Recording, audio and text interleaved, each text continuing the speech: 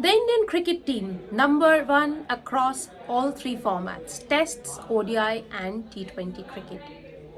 They lost the ODI World Cup just a month and a half ago after the ignominy of losing the World Cup in the final against Australia has come another humiliating test defeat against South Africa, who are ranked number 4 in the ICC test rankings. What really happened to the number one test team that was shot out for 131 runs in the second innings that resulted in an innings defeat, which means that they lost by an innings and 32 runs against the Proteas, the hosts. Number one reason for their defeat, one would say, is losing 7 wickets in a session.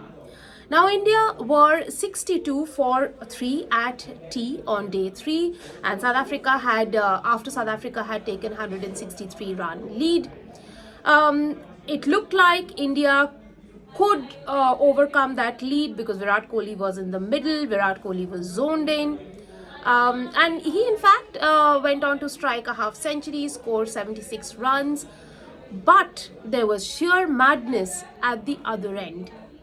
In 1.5 hours after tea, India lost all its batters. And that ended up in a defeat only on the 3rd day of the test match at Centurion. Now, Indians had gone to South Africa to conquer the final frontier. They were calling South Africa the final frontier because the team has never won a test series in South Africa. And their dream remains a dream now because it is a 2-test series.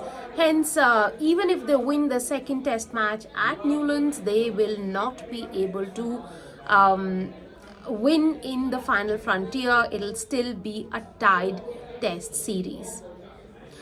But to win at Newlands, there are several course corrections that Indian team needs to do. First thing, perhaps, would be the batters play some responsible shots. KL Rahul, the Centurion from the first innings, did not play a shot that would enhance his reputation. Similarly, Ashwin and Shardul Thakur, when they came in, they probably started in a way that they wanted to accelerate India's scoring, but that instead of bettering India's scoring only harmed the team because they went in quick succession. Nandre Burger, the debutant fast bowler of the South African team, he bowled exceptionally well, picking up 4 wickets in this innings and troubling the Indians. The Indians were unable to adjust to the South African pace battery, particularly the bounce continue to worry every generation of Indian batters that have played in the Protea Nation. Apart from this, one would say that the Indians have been reluctant about playing practice matches ahead of the test series. And that showed in their performance in the this test match at Centurion. Rohit Sharma, in a statement, had said that we've been playing practice matches for the last 5-6 years. We've even tried first-class matches, but when it comes to those matches, we get the kind of wickets that are not available in test matches. It's way better for us to prepare on our own when the pitch we want is not given to us.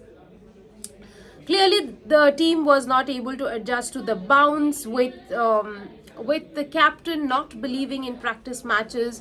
Practice matches were not played, and thereby the team did not have enough time to adjust to the conditions. Interestingly, even 2017 and 2018, when Indian team toured South Africa, they didn't play practice matches. It's not just about the batters who were not able to make enough runs and were done in by the bounce on the South African pitch, but also the fact that Indian team thoroughly missed Mohammad Shami. There was no one to back up Bumrah's skills, even though he picked up 4 wickets in the match. And Rohit Sharma said, in fact, we cannot depend on only one bowler. The other bowlers also have to do their roles. Interestingly, between Shardul Thakur and Prasidh Krishna, they leaked 194 runs as Dean Elgar, playing the last test series of his career, got to his century. He milked the Indian bowling, and Prasidh Krishna, Shardul Thakur paid a heavy price for Dean Elgar's passion for test cricket. And because of this test loss, the number 1 test team in the world that reached the World Test Championship final earlier this year, once again losing to Australia on the Test Championship table, has now slipped to the 6th position. They have also been docked 2 points because of slow over rate in the match. So overall, it has not been a great ending to the year for the Indian cricket team. One of the immediate changes that they have rung in for the next test is bringing in Avesh Khan. Of course, they will have to wait out on the fitness of Ravindra Jadeja. But remember, the Indian team doesn't have much time, and this is going to be the last test for a very long time, because after this test match, India is going to return home. Of course, they have a series against England, but it is some time away, and India needs to get their house in order. I must say, a series at home is very different from a series away, but still there are questions over the batters, shot selection, as well as India's bowling that once again looked the envy of the neighbors' envy, owner's pride, is no longer looking that intimidating anymore. So several questions after the Centurion test. Rohit Sharma has only few days to get his house in order.